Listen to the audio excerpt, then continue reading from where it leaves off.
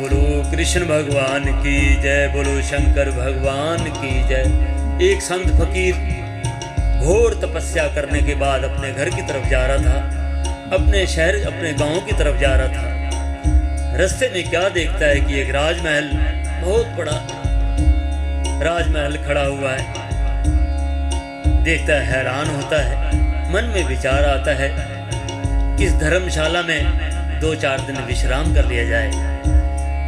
उस महल के पास जाता है वो संत, द्वारपाल से कहता है, द्वारपाल मैं बड़ी दूर से आया हूँ, घोर तपस्या करके आया हूँ, मैं थका हूँ, मैं आपकी इस धर्मशाला में 2-4 दिन ठहरना चाहता हूँ, विश्राम करना चाहता हूँ, उसके बाद मैं यहाँ से चला जाऊँगा। द्वारपाल कहता है, बाबा ये धर्मशाला नहीं है, ये राजा का राजमहल है। दूर दराज से लोग आते हैं इस राजमहल को देखने के लिए, आप इसे धर्मशाला बता रहे हैं। बात राजा तक पहुंचती है। राजन से भी कहता है, हे राजन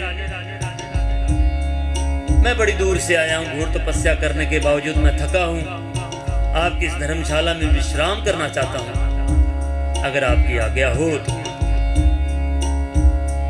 राजा कहता है, बाबा लगता है आपका दिमाग, आपकी तबीयत ठीक नहीं है, आपने लगता कोई नशा कर रखा है। ये कोई धर्मशाला सराय नहीं है, ये मेरा राजमहल है, दूर दूर तक इस राजमहल की चर्चा है, तुम इसे धर्मशाला बता रहे हो। फिर संत फकीर कहते हैं, राजन सुन मेरी बात, मैं कई साल पहले भी आया था, यहाँ पे कोई और राजा था, वो कौन था?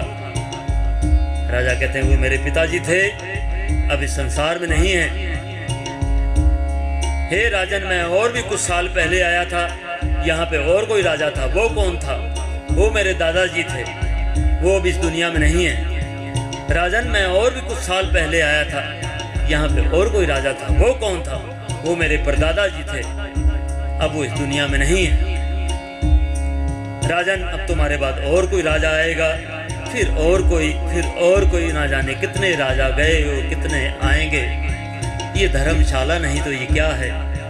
राजन ये सारा संसार एक सराय है, धर्मशाला है। परमात्मा की भक्ति करो, उस मालिक की बंदगी करो, नाम जाप करो, नाम धन इकट्ठा करो। बोलो कृष्ण भगवान की जय।